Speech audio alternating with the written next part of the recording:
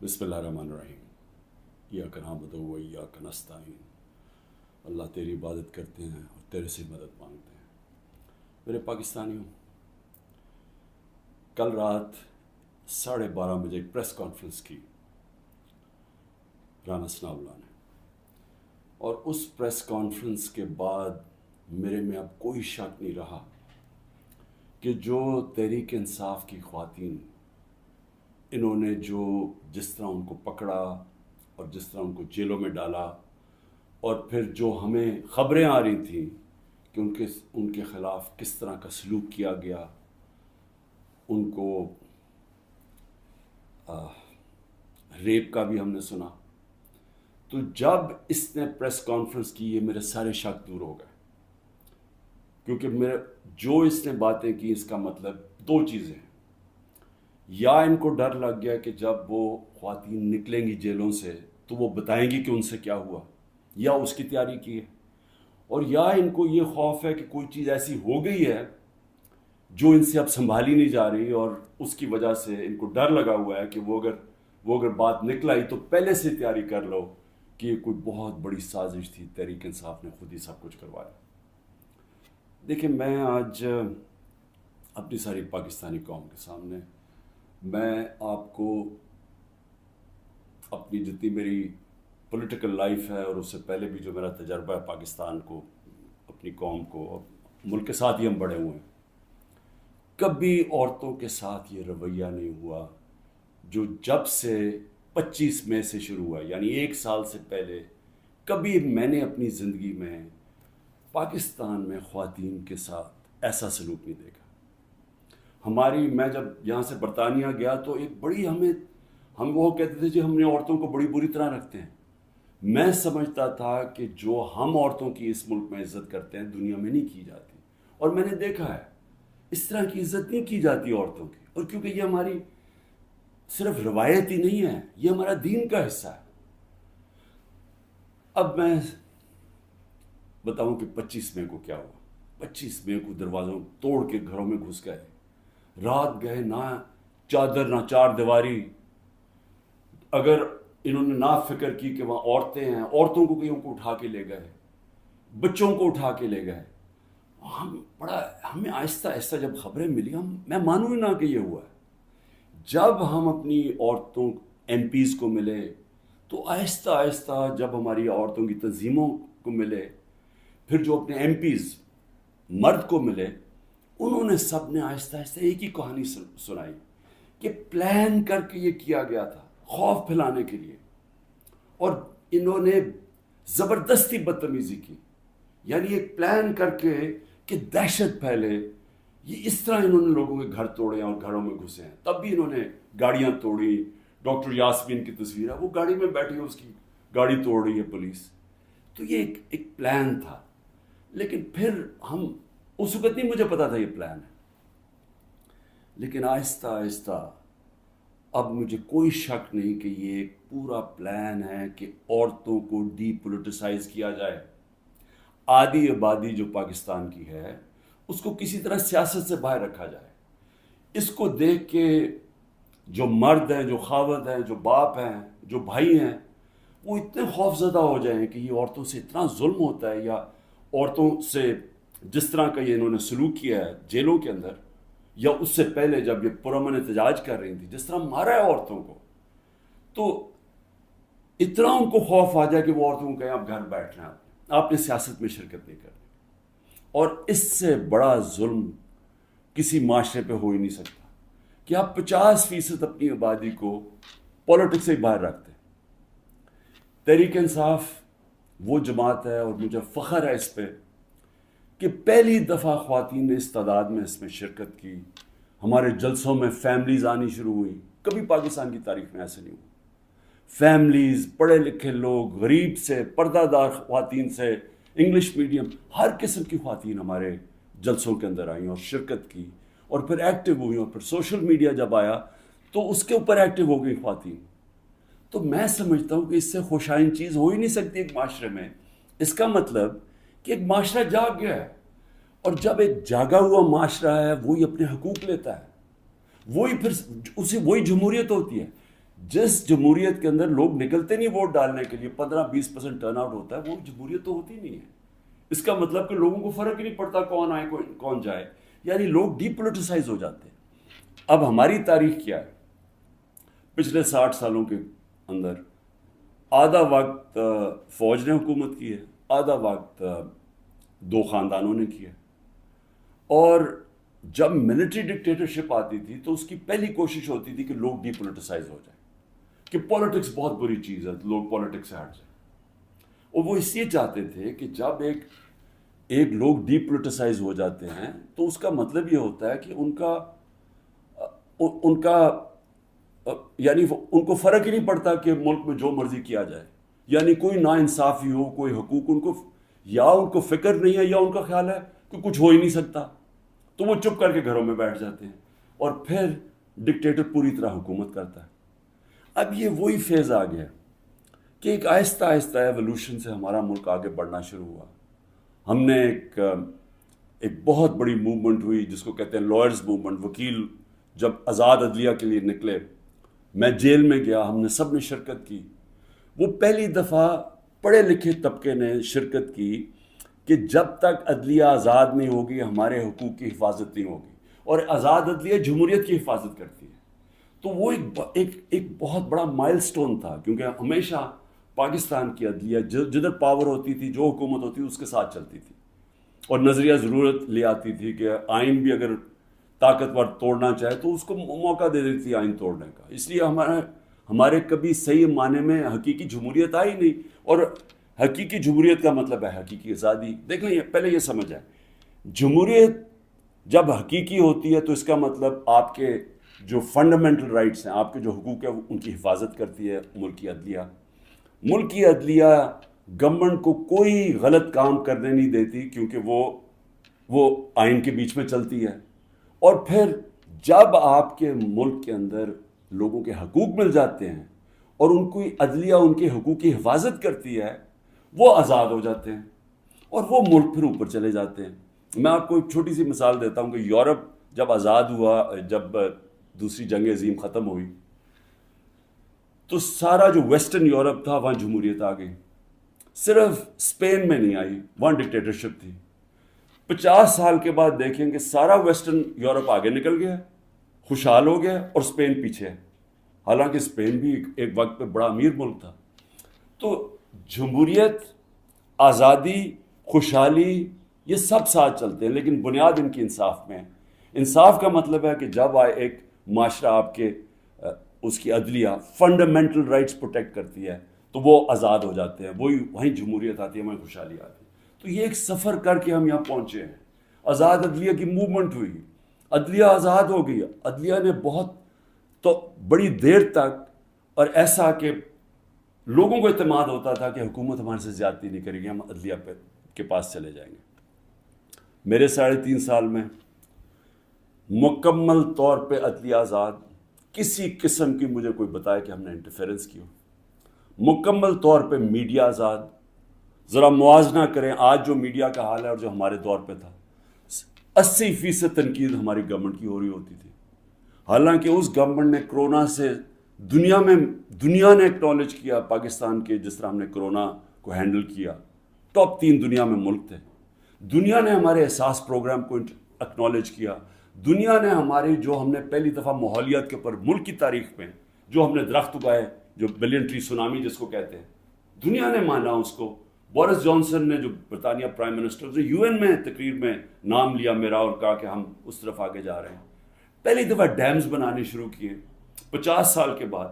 تو وہ حکومت جو اپنے ملک کی اکانومی کو بھی لا کے کھڑا کر دیا، اور 6.1%، کوئی کہتا ہے 5%، یعنی تاریخ کی وہ چند لمحے تھے جب سب سے زیادہ ملک آگے بڑھا تھا. لیکن اس کو تنقید کتنی ہوئی؟ ذرا اٹھا کے دیکھ لیں اخبار، آپ صرف ٹی وی پروگرامز دیکھ لیں، ہمیں سارا وقت تنقید ہوئی. ہمارے ہاں 3 لانگ مارچز ہوئی. ایک بتائیں کہ کسی کے اوپر کوئی FIR کاٹی، کسی کو کوئی گھروں میں گھس کے کوئی روکنے کی کوشش کی. تو یہ جو ہوا ہمارے ساتھ 25 مارچ کے بعد، یہ پلان کے ہوا تھا. یہ ہماری جمہوریت کو جو جتنا نقصان اب پہنچا ہے، میں جنرل مشرف کی ڈکٹیٹرشپ مجھے یاد ہے، اس طرح کے حالات نہیں تھے وہاں. جنرل مشرف کے دور میں تو میڈیا بھی چل رہا تھا، وہاں تو میں اپوزیشن میں تھا، ہمیں تو کبھی اس طرح کی سختی نہیں ہوئی.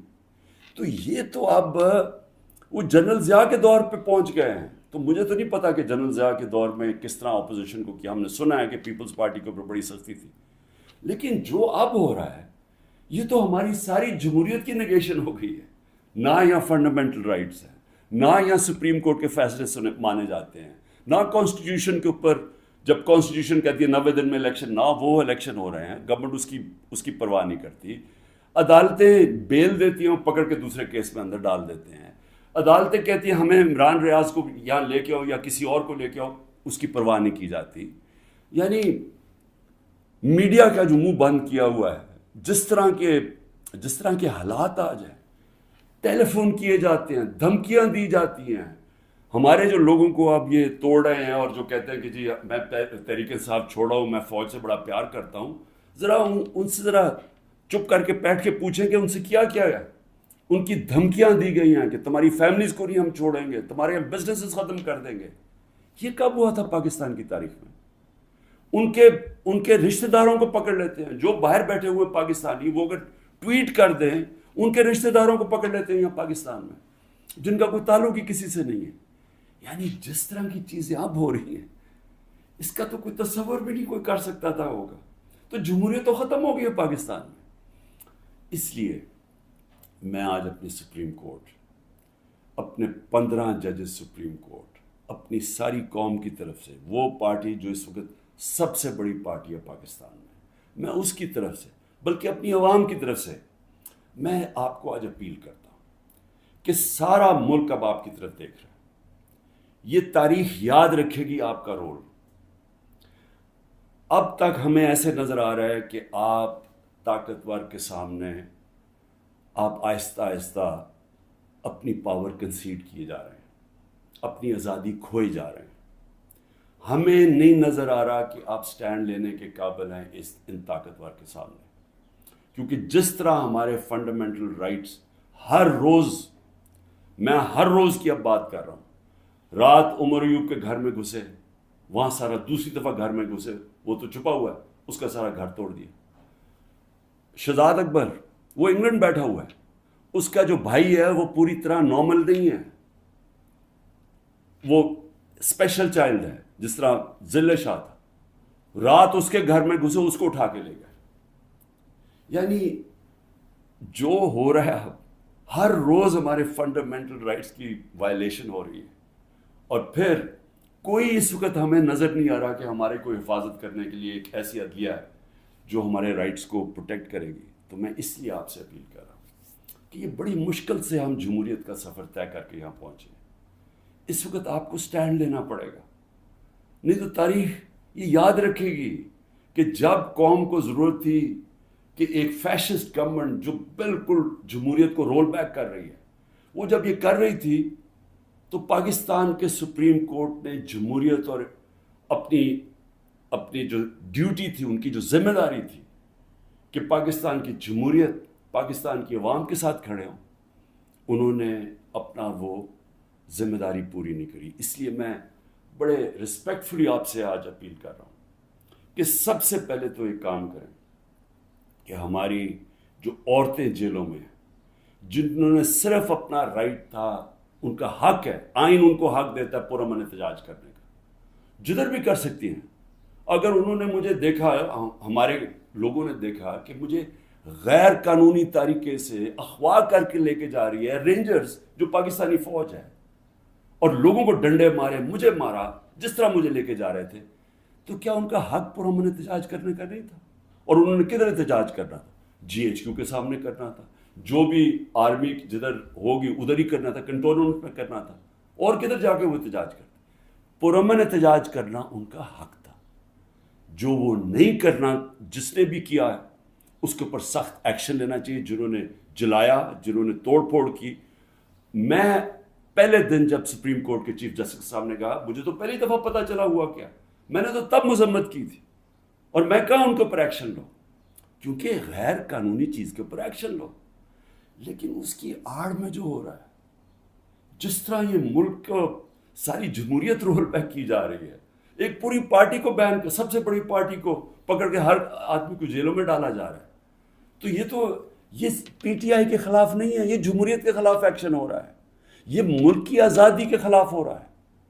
یہ تو ہمیں غلام بنایا جا رہا ہے، کہ ہمیں طاقت کا غلام بنایا جا رہا ہے.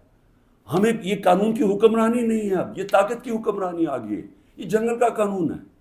تو آپ کو نمبر 1 وہ عورتیں جنہوں نے کسی جلاؤ گھراؤ میں نہیں تھیں، صرف وہ اپنا جو ان کا حق ہے، آئین حق دیتا ہے پرامن احتجاج کا، اس کی وجہ سے جیلوں میں ہیں.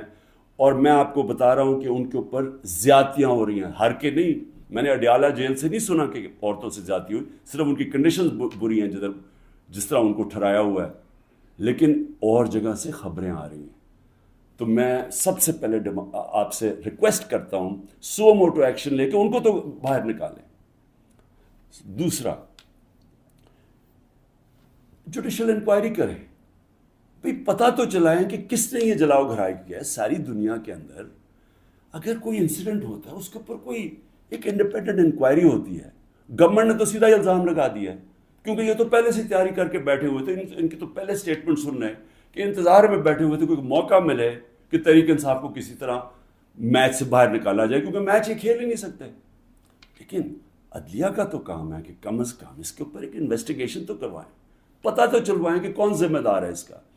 اور آپ کی پوری مدد کریں گے ہم، جو ذمہ دار ہے میں آپ کو کہوں گا ان کو سزائیں دو. لیکن ساتھ ساتھ ہمارے مطابق 25 لوگ شہید کیے گئے، سیدھی گولیاں مار کے مارا گیا. اس کے علاوہ کئی 100 لوگوں کو گولیاں لگی ہیں. کون سی دنیا کے اندر پرامن احتجاج کے اوپر گولیاں چلائی جاتی ہیں اور پھر انویسٹیگیشن ہی نہیں ہوتی؟ کسی کے پاس ویپن نہیں تھی جن کو مارا گیا. کیا ملک کی کوئی ذمہ داری نہیں ہے کہ کسی کو آپ قتل کرتے ہیں اور کوئی پوچھنے والا ہی نہیں ہے کہ کیا ایک جان لی ہے آپ نے؟ ان کے بھی گھر میں ماں باپ، بچے، بہن بھائی ہیں، تو کیا کوئی انویسٹیگیشن نہیں کرنی چاہیے اس کے اوپر؟ ابھی تک کوئی انویسٹیگیشن ہی نہیں ہے. 25 لوگ ہیں جس میں سے 18 ہم آئیڈینٹیفائی کر بیٹھے ہیں، باقیوں کو اتنے خوف زدہ ہیں، لوگ چھپے ہوئے ہیں، ان کے رشتہ دار ڈرے ہوئے ہیں بتاتے ہوئے. جو لوگوں کو گولیاں لگی ہیں وہ کوئی گھروں میں آئے ہوئے ہیں، کیونکہ انہوں نے ہاسپٹل سے جا کے ان کو پکڑ لیا ہے. جن کو گولیاں لگی ہیں ان کو جا کے پولیس نے ان کے اوپر کیسز کر دیے. یہ خوف کی فضا ہے. تو کم از کم ایک جوڈیشل انکوائری میں دونوں چیزیں ہوں. جنہوں نے غلط جلایا اور کور کمانڈر کا گھر، ایکشن لے ان کے اوپر. اور جن لوگوں کو پرامن احتجاج کرتے ہوئے گولیاں ماری ہیں، ان کے اوپر بھی تو اس ملک قوم کا حق ہے پتہ چلوانا کہ کون قصوروار ہے. اور پھر تیسری چیز، جب ایک ملک کے اندر عدلیہ کے فیصلے نہیں مانے جاتے اور ججز وہاں بیٹھ کے رو پڑتے ہیں کہ ہم کیا کریں، ہم آپ کو بیل دیں گے، وہاں سے پھر پکڑ لیں گے، تو آپ بہتر یہ ہے کہ آپ پریس کانفرنس ہی کر دیں اور کہیں جی میں تحریک انصاف کا حصہ نہیں ہوں. تو یہ جو تماشا ہو رہا ہے، یہ تو سب سے زیادہ ہماری عدلیہ کے اوپر اب ساری قوم دیکھ رہی ہے کہ ایک آدمی کے اوپر سارے کچھ، وہ دہشت گرد بھی ہے، وہ سب کچھ ہے، لیکن ایک چیز وہ کہہ دے کہ جی میں آج تحریک انصاف چھوڑ رہا ہوں تو وہ سارا کچھ معاف ہو جاتا ہے. تو یہ کون سا قانون ہے؟ یہ تو جنگل کا قانون بن گیا. اس لیے میری ریکویسٹ یہ ہے کہ جو آئی جیز، جو پولیس والے حکم نہیں مان رہے عدلیہ کا، جس طرح عمران ریاض کو وہ کہہ رہے ہیں پروڈیوس کرو، وہ نہیں دے رہے، تو ان کے اوپر تو کنٹیمپٹ لگائیں تاکہ ہمیں پتہ تو چلے کہ کوئی اس ملک کے اندر قانون ہے. اگر قانون پہ نہیں چلیں گے تو کیا طاقتور کو کوئی سزا نہیں ملے گی، کیونکہ وہ اس وقت گورنمنٹ ہے. اس کے اوپر بھی لگایا جائے. اور جو ہمارے 23,000 لوگوں کی انہوں نے لسٹ بنائی ہے ہمارے کارکنوں کی، 23,000 کی، جس میں ہمارے خیال کے مطابق 10,000 سے زیادہ جیلوں میں ہیں. تو ان کے اوپر یہ پولیٹیکل ورکرز ہیں، کئیوں کے اوپر تشدد ہو رہا ہے. ان کے اوپر جو بھی ہے، اگر ان میں سے کوئی گلٹی ہیں یا انوالوڈ ہیں تو ان کو جیل میں رکھیں، باقیوں کو تو چھوڑیں. کیونکہ زیادہ تر لوگوں کو تو وہ تھے ہی نہیں وہاں. یعنی 3-4 جگہوں کے اوپر جدھر آگے لگی ہیں، جدھر آپ کو پتہ ہے کون لوگ ہیں ادھر ان کے اندر جو انوالوڈ ہیں.